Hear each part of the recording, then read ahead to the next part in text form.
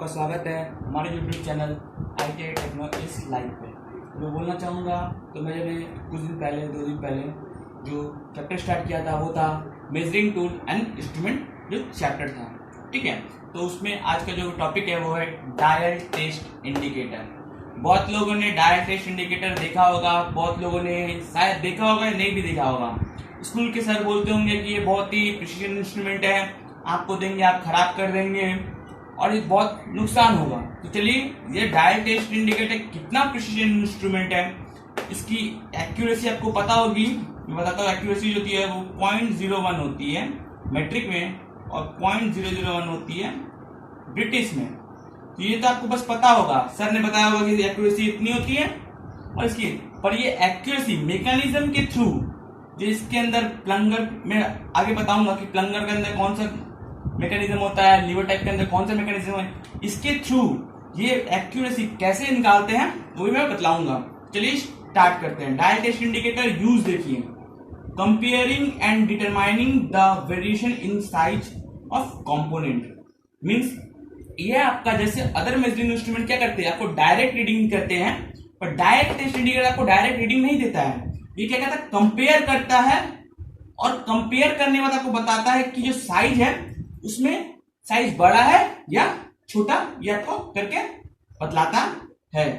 तो प्रिंसिपल देखिए, हर इंस्ट्रूमेंट एक किसी प्रिंसिपल पे काम करता है। माइक्रोमीटर जैसे आप जानते हो, बताऊंगा जब माइक्रोमीटर या वर्नियर में लेके आऊंगा तो उसके प्रिंसिपल बताऊंगा। जैसे माइक्रोमीटर आप देखिए नट एंड बोल्ट के प्रिंसिपल पे काम करता है, वर्नियर का अलग प्रिंसिपल है। इसी तरह ये डायल टेस्टिंग, जैसे मैंने ऑप्टिकल फ्लैट बताया था, रिफ्लेक्शन ऑफ लाइट के प्रिंसिपल पे काम करता है, ठीक है। उसके लिए डायल टेस्ट इंडिकेटर किस प्रिंसिपल पे काम करता है, तो देखिए principle of dial test indicator क्या है, the magnification of small movement of plunger और स्टाइलस। देखिए प्लंगर टाइप में प्लंगर और ये आपका स्टाइलस, वही बोल रहा है स्मॉल मूवमेंट ऑफ प्लंगर और stylus is converted rotary motion of A pointer in a circular scale. बोलता है कि ये प्लंगर और ये स्टाइलस, इनके स्मॉल मूवमेंट को ये क्या करता है, रोटरी मोशन। ये देखिए आपका डायल है, इस डायल के जो पॉइंटर है इसके रोटरी मोशन में कन्वर्ट करता है। ये इसका प्रिंसिपल क्या हुआ, इसका प्रिंसिपल ये हुआ कि किसी भी जॉब को अगर मापते हैं तो उसके ऊपर जो मैग्निफिकेशन या उसका मूवमेंट होता है, प्लंगर और स्टाइलस का मूवमेंट, वो उस मूवमेंट को, उस वेरिएशन को क्या करता है, इस पॉइंटर पे दिखलाता है। फिर से मैं बता दूंगा इसका प्रिंसिपल क्या है। ये प्रिंसिपल जो है, ये किसी भी जॉब के ऊपर जब चेक करते हैं तो उसके साइज में स्मॉल वेरिएशन को ये प्लंगर के थ्रू, प्लंगर आपका रेसिप्रोकेट करता है, उसके मूवमेंट को आपको डायल पे दिखलाता है। तो इसकी एक्यूरेसी मैंने बता दी, मैट्रिक में 0.01, ब्रिटिश में 0.001 इंच होती है, ठीक है। मैं बात इसके ये सब डिस्कस करने के बाद बताऊंगा कि कैसे 0.01 और 0.001 आती है, ठीक है। टाइप 2 डायल टेस्ट इंडिकेटर दो टाइप्स के होते हैं, एक है प्लंगर टाइप और लेवल टाइप, ठीक है। तो मैं प्लंगर और लेवल टाइप को बता सकता था, प्लंगर टाइप क्या है, लेवल टाइप क्या है। तो मैंने दोनों के डिफरेंस के साथ बताना होगा कि प्लंगर टाइप क्या है, lever type dial test indicator क्या है। तो मैकेनिज्म देखिए, दोनों का मैकेनिज्म देखिए। प्लंगर टाइप क्या बोलता है, convert linear motion of plunger into rotary motion of dial through rack and pinion mechanism. बोलता है ये प्लंगर ये देखिए, मैं यहाँ plunger type dial test indicator दिखाता हूं। ये आपको प्लंगर दिख रहा है, ठीक है। ये मैं पहले डायल प्लंगर का रेसिप्रोकेटिंग मूवमेंट, मींस ये आपका रेसिप्रोकेटिंग मूवमेंट को क्या करता है, डायल में रोटरी मूवमेंट में कन्वर्ट करता है। वही बोल रहा है प्लंगर क्या करता है, convert linear motion of plunger into rotary motion of dial, into dial के रोटरी मोशन में through rack and pinion mechanism. अगर आपसे कोई पूछता है कि प्लंगर टाइप में कौन सा मैकेनिज्म मिलता है, तो आप क्या बोलिएगा, रैक एंड पिनियन मैकेनिज्म, ठीक है। अब आते हैं लेवल टाइप में। लेवल टाइप देखिए क्या होता है, ऑक्सीलेटिंग मूवमेंट। याद रखिएगा प्लंगर में मूवमेंट जो है वो लीनियर मूवमेंट है, या ऊपर नीचे, और इसका ऑक्सीलेटिंग मूवमेंट होता है। जिसका प्लंगर जो होता है ऑक्सीलेटिंग, इस तरह मूवमेंट करता है, ऑक्सीलेटिंग। जिस तरह सेपर में टूल ऑक्सीलेट करता है उस तरह से ये ऑक्सीलेट करता है। मींस प्लंगर में आपका प्लंगर टाइप में आपका प्लंगर जो है ऐसे ऊपर नीचे मूवमेंट करता है, पर इसमें आपका जो स्टाइलस है वो ऐसे ऐसे ना मूव करके ऐसे ऐसे मूव करता है। और वही बोल रहा है oscillating movement of stylus convert rotary motion of dial through lever and scroll mechanism. वही यहां पे आपको बोल रहा है कि oscillating movement of stylus converted to rotary motion of the dial. ठीक है, आपने पढ़ लिया। इसमें प्लंगर का क्या होता है, प्लंगर टाइप में आपका प्लंगर जो है वो लीनियर मूवमेंट करता है, और इसमें क्या करता है आपका स्टाइलस ऑक्सीलेटिंग मूवमेंट करता है। लीवर प्लंगर टाइप में आपको क्या मिलता है, rack and pinion mechanism. Level type में आपको मिलता है क्या, लेवल एंड स्क्रॉल मैकेनिज्म।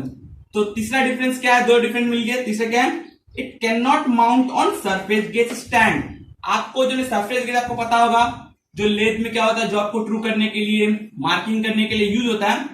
तो इस प्लंगर को हम लोग सरफेस गेज इंस्ट्रूमेंट में इजिली माउंट नहीं कर सकते, करके चेक नहीं कर सकते। बस ये लेवल टाइप जो इंडिकेटर है, it can be easily mounted on the surface gauge stand. इसको इजिली हम सरफेस गेज के स्टैंड पे माउंट कर सकते हैं। तो मैंने आपको इसका यूजेस बता दिया, इसका प्रिंसिपल बताया। दो टाइप्स होते हैं, प्लंगर टाइप और लेवल टाइप, दोनों के डिफरेंस क्या है, कौन किस प्रिंसिपल पे काम करता है, इसका प्लंगर का मूवमेंट कैसा होता है। प्लंगर का एक का लीनियर होता है, एक का ऑक्सीलेटिंग होता है। ठीक है, और इसके अदर यूज भी है, मैं वो अदर यूज भी देख लीजिए क्या है। एक है to compare the dimension of workpiece against known standard. Means आपको एक स्टैंडर्ड दे दिया जाएगा, उस स्टैंडर्ड के थ्रू आप किसी भी साइज को कंपेयर कर सकते हैं। टू चेक, देखिए हर वर्ड में जितने मैं बताऊंगा उसमें देखिए चेक चेक चेक मीन्स ये इनडायरेक्ट, ये मेजर नहीं करता। ये जैसे माइक्रोमीटर भरने आपका डायरेक्ट मेजरिंग इंस्ट्रूमेंट है, ये आपका इनडायरेक्ट मेजरिंग इंस्ट्रूमेंट है, ये आपको मेजर नहीं करता है। देखिए क्या लिखा है, सेकंड नंबर देखिए, पहला तो मैंने बता दिया। सेकंड देखिए क्या बोल रहा है, to check plane surface for parallelism and flatness. ये आपका कोई भी सरफेस जो फ्लैट है, जैसे सरफेस प्लेट का सरफेस भी फ्लैट है कि नहीं, ये भी वो चेक करके बता सकता है। क्वेश्चन थर्ड नंबर देखिए क्या बोलता है, to check straightness of shaft and bar. अगर आपका कोई सैफ्ट लॉन्ग सैफ्ट है, जैसे पता होगा शिप में लंबे लंबे सैफ्ट का यूज होता है, वो सैफ्ट आपका परफेक्टली स्ट्रेट है कि नहीं, उसको भी ये डायल टाइम इंडिकेटर बता सकता है with the variation of the pointer. Question ये 4 नंबर यूज देखिए क्या बोले, to check concentricity of the hole and shaft. Means ये कोई भी सर्किल, कोई भी होल या सर्किल परफेक्टली राउंड है कि नहीं, ये भी आपको बतला सकता है। तो आपने देख लिया इसका यूज। इसका पैरेललिज्म बताता है, सैफ्ट लॉन्ग सैफ्ट जो है स्ट्रेट है कि नहीं वो बताता है, और किसी भी सैफ्ट और बार का कॉन्सेंट्रिसिटी बतलाता है। तो आपको दिखाता हूं प्लंगर टाइप और लेवल टाइप पे देख लीजिए कि यहां पर भी क्या क्या डिफरेंस है। ये देख लीजिए, ये प्लंगर टाइप का है, मैं बताता हूं, ये आपका बैक प्लग है। ये देखिए ट्रांसलेट ग्लास होती है जिसके सारे हम देख सकते हैं।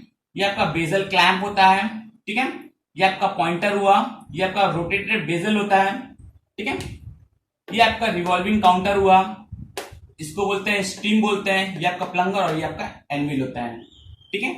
ये आप पॉइंटर जो होते हैं, इसमें सर्कल में 100 100 ठीक है 100 मार्क होते हैं, मीन्स 100 भागों में भागा किया जाता है, 100 भाग में डिवाइड किया जाता है। तो ज्यादातर टीचर क्या बोलते हैं कि हाँ, अगर आपका पॉइंटर पूरा एक रोटेशन में 1 mm जाता है, ठीक है। ज्यादातर टीचर देखिए ध्यान यही बोलते हैं, आपका एक रोटेशन में प्लंगर 1 mm जाता है। क्योंकि इसको 100 भाग में डिवाइड किया गया, इसलिए इसको 100 से करिए तो आपका क्या आ जाएगा 0.01, ऐसे आपका एक्यूरेसी। पर ज्यादातर स्टूडेंट भी यही जानते हैं कि इसका 1 mm करने से इसका एक पूरा रोटेशन काउंटर का 1 mm होता है। क्योंकि इसको 100 पार्ट में डिवाइड किया जाता है, इसलिए 0.01 एक्यूरेसी होती है। तो मैं आज बतलाऊंगा कि इसकी जो एक्यूरेसी अंदर जो मैकेनिज्म होती है, रैक एंड पिनियन मैकेनिज्म के थ्रू कैसे ये काम करता है, वो मैं बतलाऊंगा। पहले इसको मैं बतला देता हूं, ठीक है। आपने देख लिया बेजल क्लैंप है, पॉइंटर है, रोटेटेड बेजल है। रोटेटेड बेजल कब आता है, ये मैं यहां पे बतलाऊंगा आपको। देख लीजिए सब, यहां देखिए लेवल टाइप में क्या है, इसमें देखिए ट्रांसपेरेंट ग्लास, इसमें भी है। इसमें जो बैक प्लग है, तो ब्लैक प्लग है, रिवर्सिंग लीवर है, देखिए यहाँ पे बॉडी देख लीजिए, ये स्टीम प्लंगर यहाँ पे नहीं है, बॉडी है, ये क्लैंप करने के लिए यहाँ बेजल क्लैंप यहाँ पे है, इसमें क्लैंप यहाँ पे और स्टाइलस। ठीक है, तो मैंने दिखा दिया क्या है। तो चलिए इसका यूज कैसे करते हैं। ठीक है, देखिए फ्लैटनेस कैसे चेक करते हैं और किसी राउंड की कॉन्सेंट्रिसिटी कैसे चेक करते हैं। ठीक है, आप एक सरफेस देख रहे हैं यहाँ पे। ठीक है, अब सरफेस पे देखते हुए आपने कुछ ध्यान दिया है, अगर ध्यान दिया हो तो देखिए किसी का पॉइंटर जो है इस सबके पॉइंटर को ध्यान देखिए। तो मैं एक चीज और बतला देना चाहूंगा, ये क्या है मैं दिखाता हूं। ठीक है,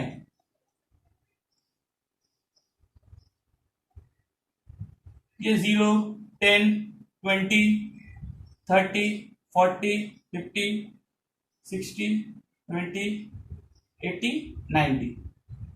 ठीक है, ऐसे करके 100 पार्ट में मैंने डिवाइड किया था। पहले ही बोला था कि पूरा 1 mm जाता है। ठीक है, इसको 100 पार्ट में डिवाइड किया गया है, इसलिए 0.01।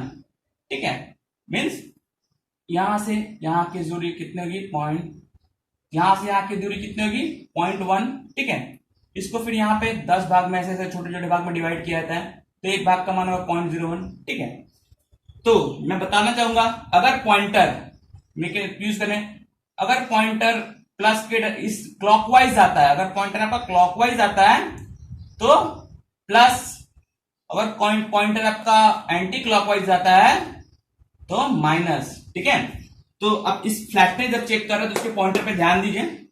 ये देखिए पॉइंटर ये एंटी क्लॉकवाइज है, यहाँ पे पॉइंटर क्या है, एंटी क्लॉकवाइज में है, यहाँ क्लॉकवाइज में है, और यहां पर भी आपका पॉइंटर क्लॉकवाइज में है। ठीक है, तो पहले फ्लैटनेस को चेक कैसे करते हैं, पहले जिस सरफेस को करना है उसको सरफेस के किसी ऐसे सरफेस के ऊपर रख लीजिए जो परफेक्टली फ्लैट हो, मीन उसका डेटम सरफेस जो हो नीचे फ्लैट हो, उसके हिसाब से ऊपर का फ्लैट सरफेस करेंगे। उसके बाद डीटीआई लीजिए, उस सरफेस के ऊपर रखिए। ठीक है, रखने के बाद डीटीआई को थ्रूली मूव करिए उस सरफेस के ऊपर, तो आपका पॉइंटर क्लॉकवाइज या तो एंटी क्लॉकवाइज मूव करता रहेगा। तो इस क्लॉकवाइज और एंटी क्लॉकवाइज मूवमेंट को बहुत ही स्लोली करिए और ध्यान से देखिए। तो जैसे सब जगह एक रेफरेंस सरफेस ली जाती है, वैसे यहां पर भी एक रेफरेंस सरफेस ली जाती है, जहां पर जिस पॉइंट पर, जो आपके जिस भी पॉइंट पे कहीं पर भी आपका सब पॉइंटर ज्यादा माइनस की तरफ आता है, अगर आपको ये 50 करनी बोलिएगी, ये 50 आपका ये जॉब की साइज जो होगी वो 50 होगी। ठीक है, आपने 50 मशीनिंग करके कर ली, तो आपका ये सरफेस फ्लैट है कि नहीं ये चेक करना है। कहीं पे 50.1 हो सकती है, 50.2 हो सकती है कि नहीं। ठीक है, वो डिपेंड करता है कि 50.1 15.2 टूल कैसा है, मशीन की कंडीशन कैसी है। तो ना आपने सरफेस जो आपके डायल टेक्नोलॉजी को थ्रूली मूव किया, आपने देखा किसी एक पॉइंट पे, मैंने बोला शायद इस पॉइंट पे आपका जो डायल है वो माइनस इंडिकेट कर रहा है। ठीक है, एंटी क्लॉकवाइज के डायरेक्शन में। बाकी सभी जगह पे जहां पर भी आपने टच किया, इस जगह पे, इस जगह पे, इस जगह पे, सारे पे प्लस है। तो आप क्या करिएगा, इस पॉइंट पे को आप अपना रेफरेंस पॉइंट मानिए, रेफरेंस पॉइंट, क्योंकि इसी को बेस करके सारे को हम लोग को फ्लैट करना होगा। ठीक है, करने के बाद आपने क्या किया, आपने ले लिया, लेने के बाद आपने देखा माइनस में है। अब आपको करना क्या है, चेक करने के बाद आप इस बेजल को मूव करके यहां आपका जीरो को यहां पे ट्रांसफर कर लीजिए, ताकि आप इसको जीरो एज ए रेफरेंस माप सके। आपने जीरो यहां पे मूव कर लिया, देन करने के बाद आपको फिर क्या करना है, धीरे धीरे पॉइंटर को अलग अलग जगह माफ करना है कि कहां कितना पॉजिटिव हो रहा है। जहां जहां आपका पॉइंटर क्लॉकवाइज डायरेक्शन में मूव कर रहा है वहां मार्क कर लीजिए, चौक से मार्क कर लीजिए, क्योंकि इन सब जगह को आपको फाइलिंग करके फ्लैट करनी पड़ेगी और ये प्रोसेस बार बार करना पड़ेगा ताकि आपको सरफेस फ्लैट हो जाए। ठीक तरह सिलेंडर में भी ऐसे की जाती है। तो मैंने आपको बता दिया यूज कैसे करते हैं, इसकी प्रिंसिपल क्या है, प्लंगर टाइप और लेवल टाइप की डिफरेंस क्या है और यूज क्या है, इसके बता दिए, हर पार्ट्स के नाम बता दिए, इसको यूज कैसे करते हैं। तो मैं बताऊंगा अब इसकी एक्यूरेसी, ये एक्यूरेसी को मैकेनिज्म, ये एक्यूरेसी जो आपकी होती है ना 0.01 मैट्रिक में, 0.01 ब्रिटिश में, इसको थ्रू इसके अंदर जो मैकेनिज्म मैंने बोला था रैक एंड पिनियन, इसमें जो रैक एंड पिनियन उसके थ्रू कैसे आती है मैं बतलाऊंगा। आपको बताया था मैंने आपको भी बताया कि एक्यूरेसी, ठीक है, 0.01 मेट्रिक में और 0.001 इंच ब्रिटिश में, ठीक है, 0.01 मेट्रिक में और ब्रिटिश में। तो सभी सर क्या बतलाते हैं, सब जो ज्यादातर स्कूल के टीचर शायद उनको पता भी होगा, वो आपको इतना हार्ड ना बतलाते हैं, नहीं बतलाते, क्योंकि आप हो सके आप समझ पाइएगा कि नहीं, इसमें इतने मैकेनिज्म को ले पाइएगा कि नहीं, इसलिए वो जनरली टीचर क्या बोलते हैं, टीचर बोलते हैं अगर प्लंगर मेरा एक mm मूवमेंट करता है, प्लंगर 1 mm मूवमेंट करता है, तो ये मेरा डायल क्या है, पूरा एक राउंड चक्कर लगाता है। प्लंगर के मेरे एक मूवमेंट पे डायल मेरा पूरा एक पूरा चक्कर लगाता है। एक पूरा चक्कर इक्वल टू 100 डिवीजन होता है, तो 1 mm को 100 डिवीजन डिवाइड करते हैं तो 0.01 आ जाता है इसकी एक्यूरेसी। आपको सर इतना बतला के छोड़ देते हैं, ठीक है। तो मैंने अपने ग्रुप IT टेक्नोलॉजी लाइव से मेरा जो व्हाट्सएप ग्रुप है उस पर मैंने ये क्वेश्चन पूछा था, तो बहुत सारे स्टूडेंट्स ने यही बोला था कि हाँ सर ये डायल है, डायल पे चूंकि 1 mm का पूरा मार्क होता है, तो 1 mm को 100 भाग में डिवाइड किया तो इसलिए एक्यूरेसी 0.01 आती है। मैंने सबको देखा, ज्यादा स्टूडेंट यही बोल रहे थे, ठीक है। पर ये आती कैसी है तो मैं दिखलाता हूं आपको, ठीक है। मैं मैट्रिक में भी आपको बतलाऊंगा और ब्रिटिश में भी आपको बतलाऊंगा कि ये एक्यूरेसी आती कैसी है। तो पहले ये डायल टेस्ट इंडिकेटर मैंने दिखाया था, तो ये देख लीजिए। ये जब आपका प्लंगर होता है, इसकी जो लेंथ होती है वो 10 mm होती है और 1 सेंटीमीटर होती है। तो 10 mm मीन्स क्या है, अगर ये प्लंगर पूरा ऊपर यहां तक पहुंच गया तो ये डायल आपका 10 राउंड मूव करता है। मीन्स ये आपका प्लंगर अगर पूरा ऊपर यहां से इस पॉइंट तक का प्लंगर के लिए पॉइंट आ जाता है, तो ये डायल क्या होता है, 10 बार घूमता है, ठीक है। तो ये समझ लीजिए, ब्रिटिश से बताऊंगा तब भी आपको काम आएगी, ठीक है।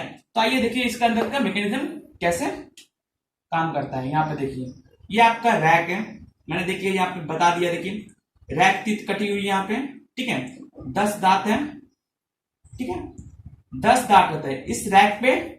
टोटल 10 टीथ होती है, 10 टीथ होती है, जिसका पिच होता है 1 mm। पिच क्या होता है, 1 mm। तभी 10 दांतों के बीच का डिस्टेंस कितना हो गया, 10 mm। मैंने जो 10 mm बताया था वो कहां से आता है, वो मैंने यहाँ पर 10 mm बताया था वो कहां से आता है, वो यहीं से आता है, क्योंकि आपकी रैक में टोटल 10 टीथ कटी होती है। तो रैक के एक से आपको पता होगा पिच क्या होता है, एक पिच से दूसरे पिच का डिस्टेंस, तो एक पिच से दूसरे पिच का डिस्टेंस क्या हो गया, 1 mm हो गई। आपको क्या हो गई, 1 mm। तो देखिए बताता हूं आपको कैसे काम करता है। क्योंकि एक पिच से दूसरे पिच की डिस्टेंस क्या होगी, 1 mm होगी।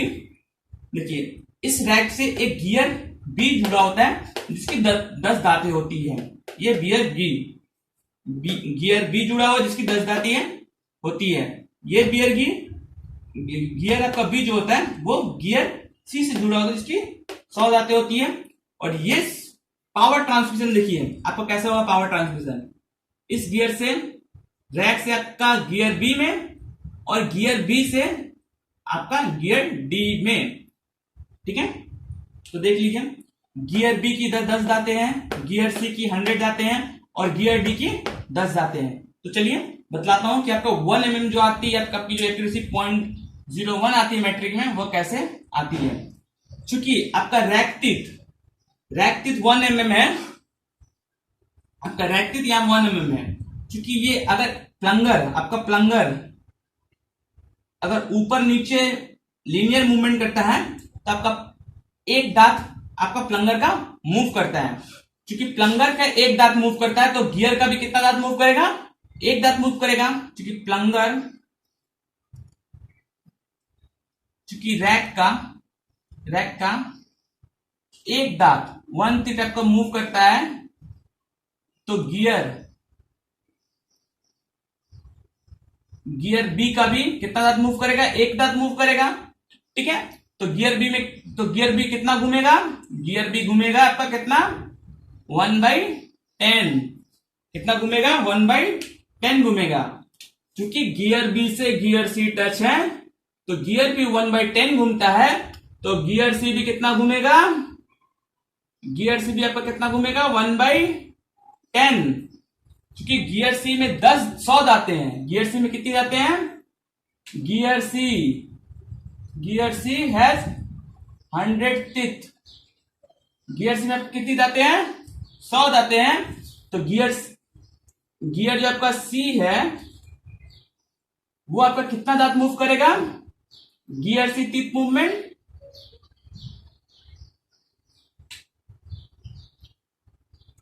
कितना होगा आपका? 1/10 इंटू 100 कितना होगा आपका? 10। तो गियर सी कितना दांत मूव करेगा? 10 दांत मूव करेगा, क्योंकि गियर सी से फिर पावर ट्रांसफर आपका गियर डी में हो रहा है। ठीक है, तो गियर सी आपका कहता है 10 दांत मूव करता है और गियर डी में भी आपका 10 दांत मूव करता है। तो मीन्स गियर डी आपका क्या करेगा? एक फुल रोटेशन लेगा। ठीक है, एक फुल रोटेशन लेगा। तो यहां से यहां फुल रोटेशन, चूंकि ये गियर डी आपका बाहर, ये देखिए ये आपका डायल है जिसपे 0 से 100 डिवीजन है। तो आपका ये 1 mm पिच क्या हुआ? क्योंकि आपका रैक का 1 पिच, ये रैक के मैंने दिखाया, रैक की क्या पता हो, रैक एंड पिनियन। तो ये आपका रैक है, ये आपका पिनियन है। रैक का 1 mm क्या कर रहा है? आपका पिनियन को पूरा एक रोटेशन मूव करवा रहा है, पूरा एक रोटेशन मूव करवा रहा है।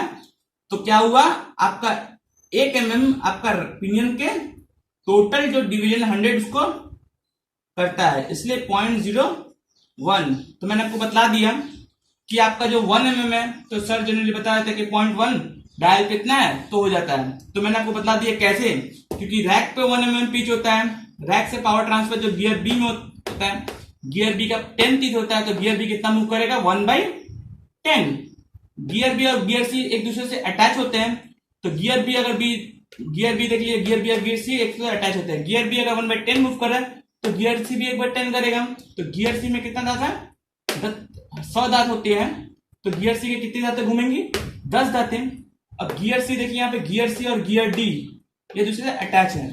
तो गियर सी की 10 दांतें मूवमेंट कर रही है, मतलब गियर डी की भी 10 दांत मूवमेंट करेगी। मीन्स गियर डी या आपका पिनियन क्या होगा? पूरा रोटेशन लेगा। मीन्स रैक के 1 mm पिच के लिए आपका पिनियन एक पूरा रोटेशन लेता है। तो आपका रैक का पिच 1 हुआ, उसको 100 से डिवाइड करते हैं तो 0.01 आ गया। देखिए जैसे जब मैं मैट्रिक का बता रहा था, अभी मैंने मैट्रिक का बताया था, मैट्रिक और ब्रिटिश में दोनों के मैकेनिज्म में क्या डिफरेंस है वो देख लीजिए। जब मैट्रिक बता रहा था मैंने क्या बोला था? ये टीथ की जो पिच होती है वो क्या होती है? 1 mm बताई थी। तो ब्रिटिश में क्या होती है? टीथ क्या थी? 40 थ्रेड इंच। मीन्स 1 इंच में 40 थ्रेड कटी होती है। जैसे जब मैं यहाँ पे बतला रहा था आपको मैट्रिक में, जब मैंने ब्रिटिश में बताया था इसकी लेंथ कितनी? 1 इंच। जब मैंने मैट्रिक में बतलाई थी इसकी इंच क्या बताई थी हमने? 10 mm बतलाई थी। जब मैं मैट्रिक बतला रहा था, मैट्रिक में जब बतला रहा था तब 10 mm बताई थी। और ब्रिटिश में ये कितनी होती है? 1 इंच। तो मैं फिर बतलाऊंगा।